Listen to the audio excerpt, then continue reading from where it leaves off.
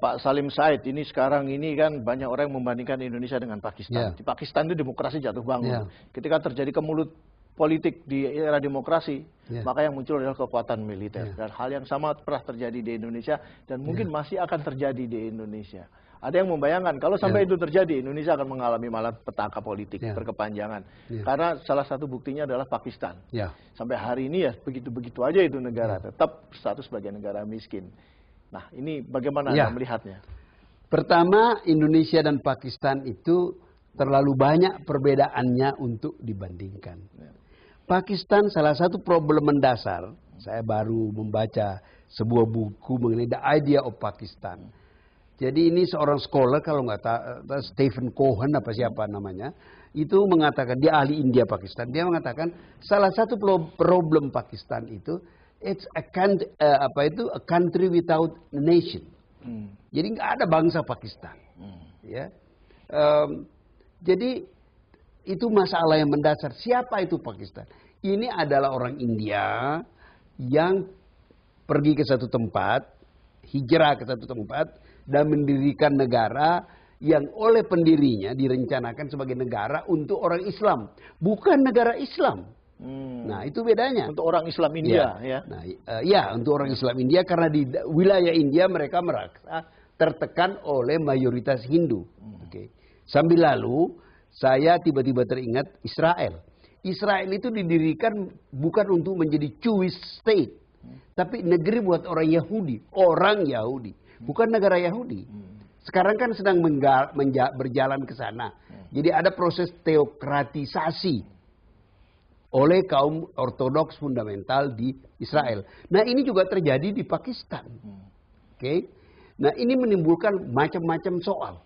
Jadi ada persoalan etnik, bunuh-bunuhan, ada persoalan agama, ada dalam satu agama ada soal sekte, Syiah lawan Sunni. Too complicated. Sehingga yang bisa menahan persatuan negeri itu, mencegah negeri itu tidak ambruk adalah tentara. Tapi Pak, kalau kita bicara masalah etnik di Indonesia kan juga sangat rumit masalah etnik. Bahkan kalau kita lihat di daerah-daerah itu percaturan politik sangat ditentukan oleh latar belakang etnik para politisinya. Betul. Tetapi kita tidak mengalami satu tingkat di mana persoalan etnik ini menjadi tema untuk yang menjadi antagonistis antara satu etnik dengan etnik yang lain. Kenapa? Karena Indonesia itu satu bangsa. Ini yang selalu saya katakan bahwa bahaya desintegrasi itu sebenarnya tidak terlalu besar. Dulu dibesar-besarkan untuk kepentingan politik. Begini, kalau kita lihat Balkan, disintegrasi di Balkan, itu semua negara yang lepas dari atau Uni Soviet, itu adalah negeri-negeri, negara-negara, republik-republik yang punya sejarah tersendiri. Jadi ketika mereka meninggalkan Uni Soviet atau Yugoslavia, mereka kembali ke rumah lama. Di Indonesia ini yang masih punya rumah lama itu adalah Aceh. That's why soal Aceh itu serius. Timur itu ya memang kan bukan bagian dari Indonesia. Karena kesalahan politik perang dingin dia masuk Indonesia. The rest, nggak ada suku bangsa, etnik di Indonesia yang punya masa lalu yang dekat.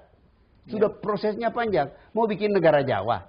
Jogja Solo saja lain. Solo saja rajanya sudah 2. Jogja 2, Cirebon 6. Nah, tapi jadi kalau Anda melihat dalam etnik nasionalisme hampir tidak ada di Indonesia. Dengan demikian Anda melihat bahwa demokrasi di Indonesia akan bisa berjalan dengan dalam waktu sangat lama. Ya, saya tidak bisa menentukan lama atau tidak, tapi dua hal. Kita tidak punya pilihan. We are condemned to go through this way demokratisasi. Satu. Kedua, pertama tadi kita tidak punya pilihan. Kedua, this is the only way to keep this country together. Tapi Anda melihat nggak kemungkinan Pak di Indonesia seperti Nazi di Jerman? Jadi dalam arti Hitler dengan Nazinya itu kan bisa sukses meraih posisi tertinggi di sana melalui suatu sistem pemilihan yang demokratis. Nah, bagaimana kemungkinan di Indonesia? Tentu bukan Nazi di Indonesia, tapi mungkin kelompok lain. Begini. Itu harus dilihat konteks sejarahnya. Kenapa Hitler bisa muncul? itu harus dilihat dari konteks keadaan Weimar Republic. Ya, keadaan demokrasi Republik Weimar itu sebelum Hitler yang sedemikian rupa sehingga Jerman memerlukan seorang demagog seperti Hitler. Ya, saya tidak melihat itu di Indonesia.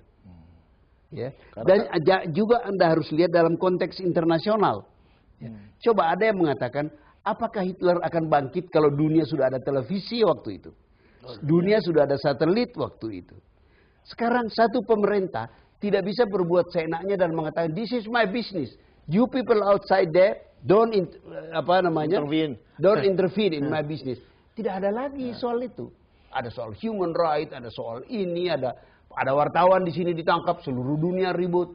Ada soal human right di sini, seluruh dunia ribut. Apalagi sekarang ada WikiLeaks, Pak ya. Apalagi tidak ada rahasia dengan ini semua. Jadi ada satu kondisi yang tidak memungkinkan itu.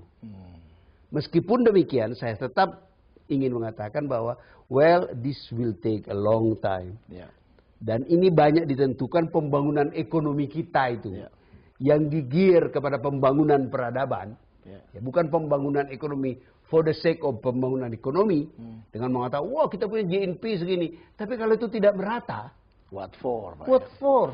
Iya. Itu loh. Sebab seperti kata Aristoteles, di suatu negeri yang terlalu banyak orang miskinnya, orang kayanya sedikit, negeri itu tidak akan stabil. Karena majority tidak merasa punya share, merasa tidak punya kepentingan kepada sistem, dan dia nggak dapat apa-apa. Ya, jadi dia mau menggulingkan sistem. Ya, menarik sekali apa yang Anda ungkapkan, Pak Salim Said. Oke pemirsa, Anda jangan kemana-mana, karena setelah pesan-pesan berikut kami akan segera kembali.